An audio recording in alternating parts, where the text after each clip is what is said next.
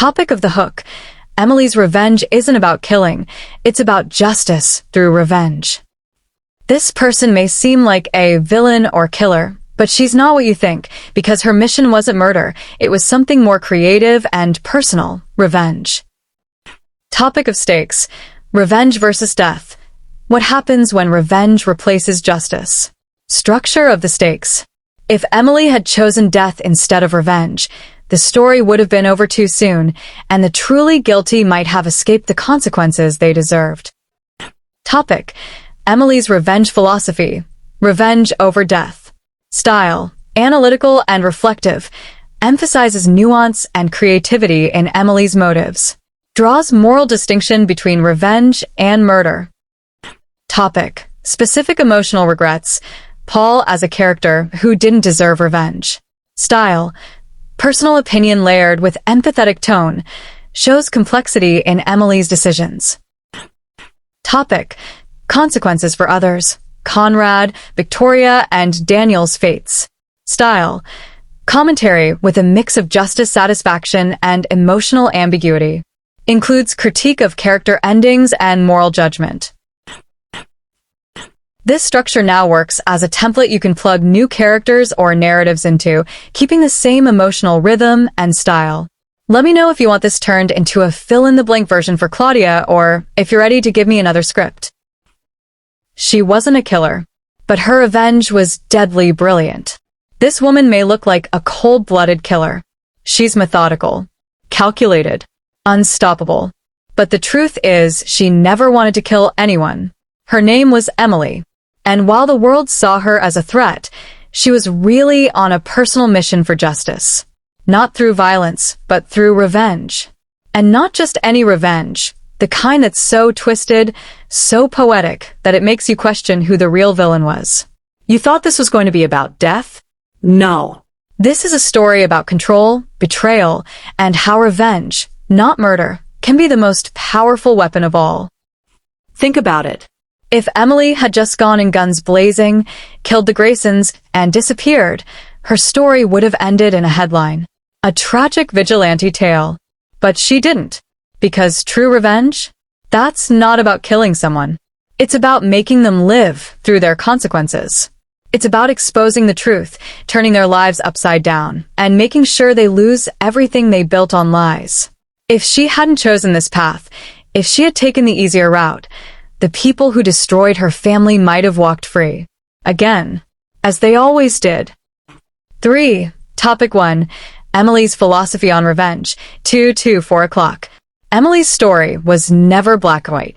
She wasn't there to be a hero. She was there to restore balance in a world where powerful people think they can destroy lives without consequences.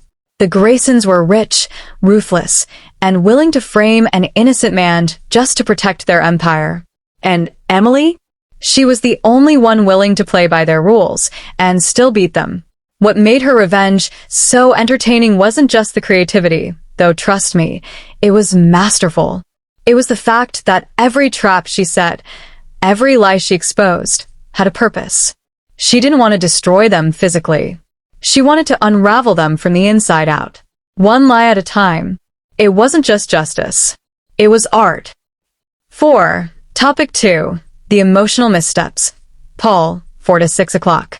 But Emily wasn't perfect. Far from it. There was one person from her past, Paul, who didn't deserve what she did to him. He was kind, honest.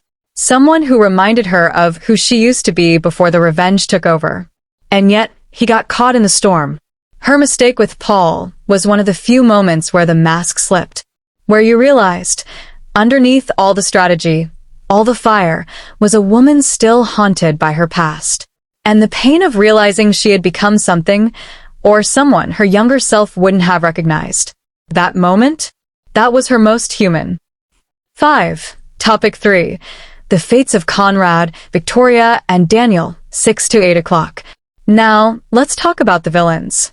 Conrad Grayson, smug, powerful, always a step ahead, thought he was untouchable. He had walked away from so many scandals, he assumed he could walk away from Emily too. He was wrong. His death might have seemed quick, but it carried irony. He believed he escaped fate, and yet fate caught him anyway. Still, part of me wishes he suffered a little more. Maybe it wasn't enough. Victoria Grayson? She wasn't just manipulative. She was twisted. There was no redemption arc for her. No apology. She went down fighting and scheming, till the bitter end. Then there's Daniel. He's the most tragic of them all. A man caught between the truth and his family's lies. He had chances. Real chances to be better. But he kept choosing the darkness until it consumed him. Did he deserve his ending?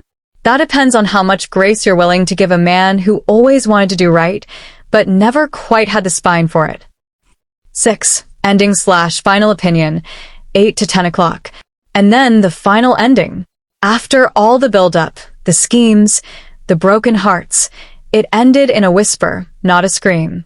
Sure, Emily got her piece. The bad guys were gone. But for a story that had gripped us with so much intensity, the finale felt like an afterthought. Was it justice? Maybe. Was it satisfying? Not entirely. Because stories like these, stories built on fire, revenge and redemption, deserve endings that burn. Instead, we got ashes. But even if the final moments didn't land, one thing is certain. Emily's journey wasn't about death. It was about what comes before it, when the truth finally catches up and revenge knocks on the door. And that's what made it unforgettable. White heavy checkmark script time estimate. Total word count, 1,300 words. Estimated read time, 9.5 to 10 minutes, spoken with dramatic pacing. Would you like me to now turn this into a fill-in-the-blank template so you or Claudia can reuse it with other characters, e.g., from Breaking Bad, Game of Thrones, etc.?